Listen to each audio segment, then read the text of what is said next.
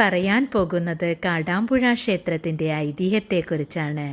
ഈ ക്ഷേത്രത്തിൽ അർജുനൻ്റെ അഹങ്കാരം ശമിപ്പിക്കുവാൻ വേണ്ടി ശിവപാർവതിമാർ കാട്ടാളവേഷം ധരിച്ച് എത്തുകയും അവർ ഒരു പന്നിക്ക് വേണ്ടി യുദ്ധം ചെയ്യുകയും ചെയ്തു.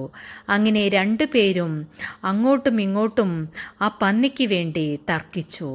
അങ്ങനെ അർജുനൻ ശിവഭഗവാന്റെ നേരെ അമ്പെയ്യുകയും ആ അമ്പ് ശിവഭഗവാന്റെ ശരീരത്തിൽ തറയ്ക്കുകയും ചെയ്തു. അപ്പോൾ പാർവതീദേവി പ്രാർത്ഥിച്ചു, ഈ അമ്പെയ്യുന്നതെല്ലാം ചെമ്പരത്തി മാലയായി മാറട്ടെ എന്ന്.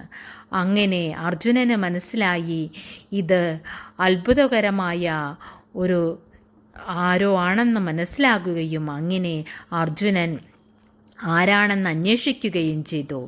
അപ്പോഴാണ് ശിവഭഗവാനാണെന്ന് മനസ്സിലാക്കുകയും ശിവഭഗവാൻ ശരിയായ രൂപം സ്വീകരിക്കുകയും ചെയ്തു. അങ്ങനെ ഈ അമ്പെയ്ത സ്ഥലമാണ് പിന്നീട് കാടാമ്പുഴ ക്ഷേത്രമായി മാറിയിട്ടുള്ളത്. അതുകൊണ്ട് തന്നെ വൃശ്ചിക മാസത്തിലെ കാർത്തിക വളരെയധികം പ്രാധാന്യമാണ്. ഈ ക്ഷേത്രത്തിൽ വന്ന് എല്ലാവിധ വിഘ്നങ്ങൾ മാറുന്നതിനും മുട്ടറക്കൽ വളരെയധികം പ്രാധാന്യമാണ്. ദേവിയുടെ ഉത്സവമായി ആഘോഷിക്കുന്നത് വൃശ്ചിക മാസത്തിലെ കാർത്തിക നക്ഷത്രമാണ്. സർവർക്കും സർവമംഗളങ്ങളും ഉണ്ടാവട്ടെ.